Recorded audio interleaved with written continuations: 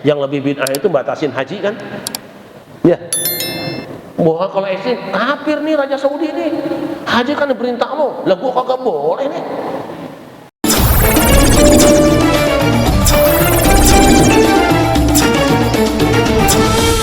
Al-Quran itu turun pertama pada malam Lailatul Qadar.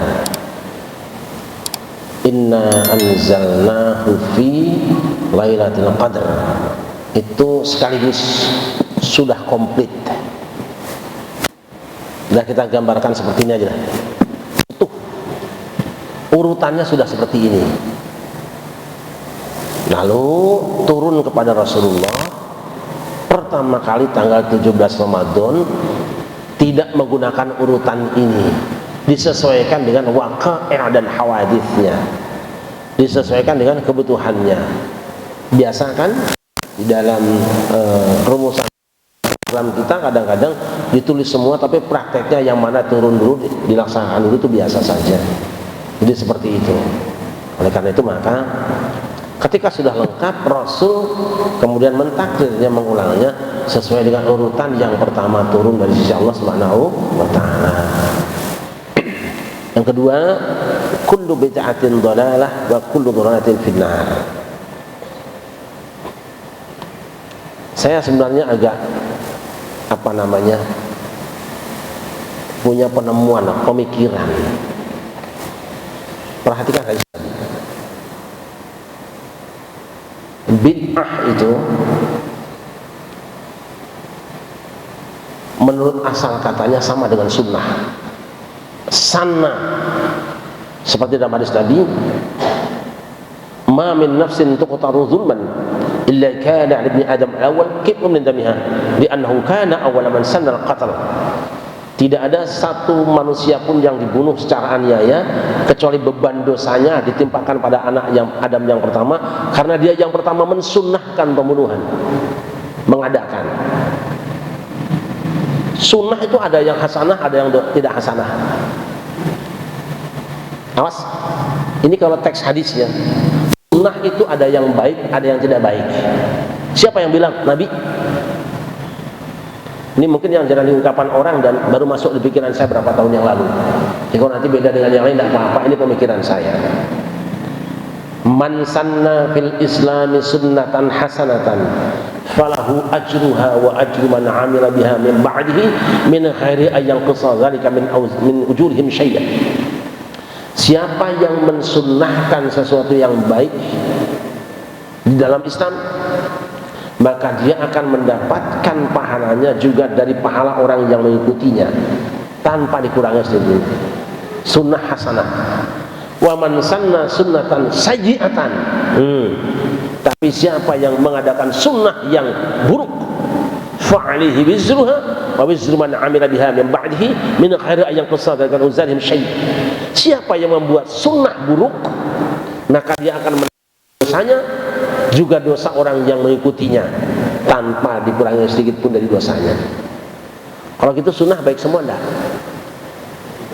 Menurut hadis ini kita harus tekstual dulu kan, ngikutin bid'ah tadi. Kalau gitu sunnah baik semua enggak? Kata Nabi ada sunnah yang hasanah, ada sunnah yang sayyi'ah. Begitulah bid'ah. Kenapa ada ulama mengatakan ada bid'ah hasanah, bid'ah dhalalah? Gini caranya. Memang agak panjang ya, nggak apa-apa ya, panjang dikit ya.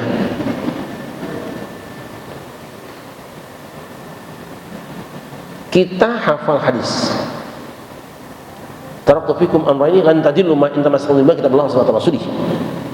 Aku tinggalkan dengan kamu dua perkara yang jika kamu sama berpegang teguh pada keduanya, kamu tidak akan sesat selamanya. Itu kitabullah dan sunnah rasulnya. Apa cuma dua peninggalan Nabi? Ini hadis ini yang kemudian dipakai orang untuk menghantam saudaranya gara-gara tidak ada di Quran dan sunnahnya. Padahal Nabi pernah mengatakan, taraktu fikum ma in tamassaktum bihi lan tadillu abada kitaballah wa itrati ahla baiti. Hadis ini juga sahih.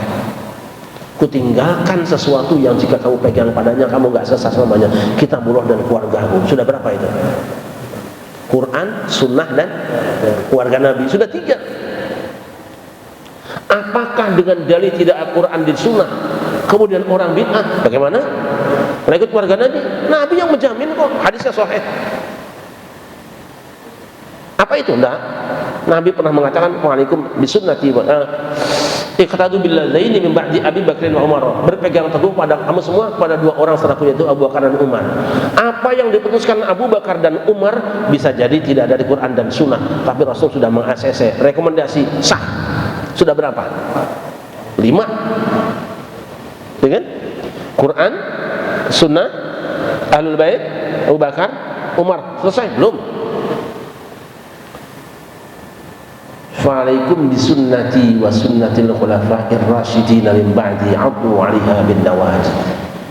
Berpegang teguh kamu semua pada sunnahku dan sunnah khulafa'ur rasyidin. Gigit ia dengan gigi gerahmu. Anggap saja khulafa'ur rasyidin itu Abu Bakar, Umar, Utsman, Ali dan Umar bin Abdul Aziz, tambah Hasan, 6. Sudah berapa? Tidak ada di Quran, tidak hadis, tidak Ahlul Bait, tapi salah seorang di antara khulafa'ur rasyidin sah diikuti. Bukan bid'ah, walaupun tidak ada Quran dan Sunnahnya.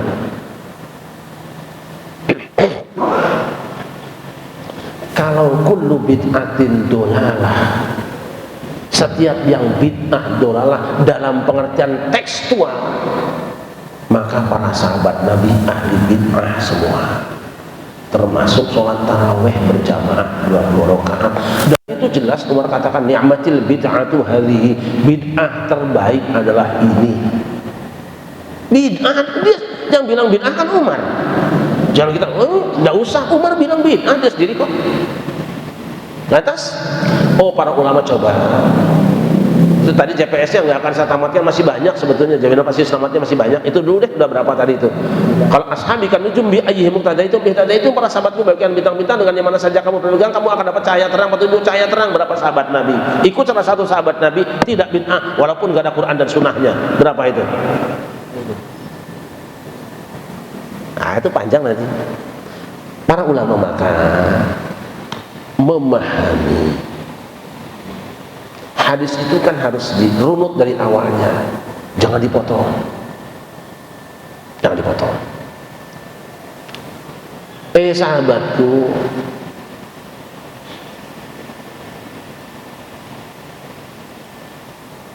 nahar haji Muhammad, sebaik-baik petunjuk itu petunjuk Muhammad.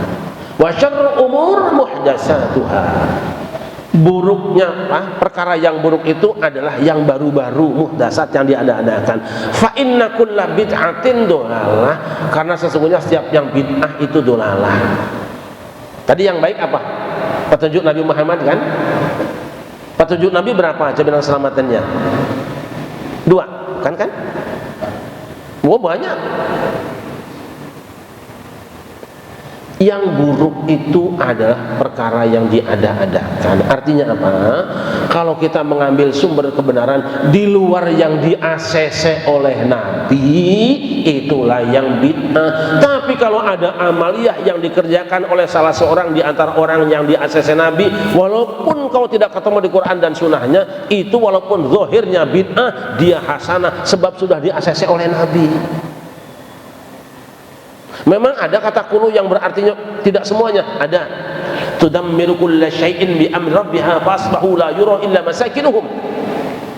Angin kencang zaman Nabi Hud itu tudammiru kulla syai', menghancurkan semua yang ada. Nyatanya Nabi Hud juga tidak hancur. Itu kan syai' juga. Berarti walaupun kullu tidak bisa diartikan dengan totalitas semuanya. Makanya ulama nambah, fa inna kulla bid'atin sayyi'atin, setiap yang baru yang buruk itu adalah dolalah. Tapi nanti ada yang mengatakan semuanya saja tidak apa-apa, tapi punya resiko. Ini bid'ah juga. Bid'ah enggak? Siapa yang bilang bid'ah? Abu Bakar Siddiq. Ayo buka Sahih Muslim. Umar bin Khattab lapor kepada Abu Bakar Siddiq, Tuan, Marakori banyak yang meninggal dunia. Saya khawatir kalau Al-Quran itu tercecer. Bagaimana kalau kita susun Al-Quran dalam satu buku, satu mushaf? Abu Bakar jawabnya, bagaimana aku akan melakukan yang tidak pernah dilakukan oleh Rasulullah? Ya tapi itu kan baik. Lihat tuh. Tapi itu jangan tapi-tapian, jangan begitu. Jadi orang mah sing tapian tuh yang cowok. Kalau orang Sunda tapiannya beasnya, napian beasnya. Kalau orang Medan tapian nauli. Jangan begitu. Abu Bakar lama-lama terbuka hatinya. Baik deh kalau gitu kita cari orang yang memang berkeahlian. Zaid bin Sabit. Zaid. Ini sekarang yang ngomong Abu Bakar, tadi Umar tuh. Tadi Abu Bakar kan bilang bid'ah juga tuh. Tapi sekarang dia ngomong sendiri. Zaid. Gini, tolong ditulis Quran dalam satu mushaf. Zaid jawabannya sama dengan Abu Bakar tadi. Bagaimana aku akan lakukan yang Rasul tidak pernah kerjakan? Tapi kan baik, saya itu udah ganti kan, karena udah ngaji masalahnya kan. Kata Zaid, aku diperintah mindahkan satu gunung. Aku lebih siap daripada suruh kumpulin Quran dalam satu mushaf. Ini bid'ah. Bid'ah. Tapi kalau tetap diadakan, ulama nambahin kalau itu berarti ini bid'ah dolalah, bid'ah hasanah, bid'ah yang baik. Contoh lain, Rasul hidup itu kalau khutbah Jumat ya berdoa saja, berdoa ya. Biasa khutbah terus doa. Tapi ketika terjadi keributan antara Bani Umayyah dengan Ahlul Bait Bani Hashim, umat Islam bertengkar, itu kan Marwan memerintahkan supaya para khotib itu ngutuk Ali bin Abi Thalib. Allahumma abad turab, ya Allah kutuklah Abu Thalib. Ribut umat, tiap mimbar itu caci maki. Di sini yang pro ini mencaci yang itu, muji yang ini, biasa kayak capres sekarang kan. Lukan ini caci di sini, waduh gawat kalau kayak gini. Masa sahabat Nabi ada yang dicela, ada yang puji, masya Allah. Tampillah Umar bin Abdul Aziz, mulai hari ini stop bully, stop penistaan. Semua khotib tak wajibkan mendoakan sahabat Nabi yang empat, Abu Bakar, Umar, Utsman, Ali. Bid'ah nggak? Bid'ah nggak? Bid'ah. Tapi justru ketika dikhutbahkan itu damai umat Islam. Oh hasanah kalau begitu. Tapi kalau ada yang kekeh, pokoknya semua yang tidak ada zaman Nabi bid'ah tidak apa-apa. Jangan pakai handphone. Loh itu pengajian, Quran pakai handphone. Saya kira itu Pak, mohon maaf ya.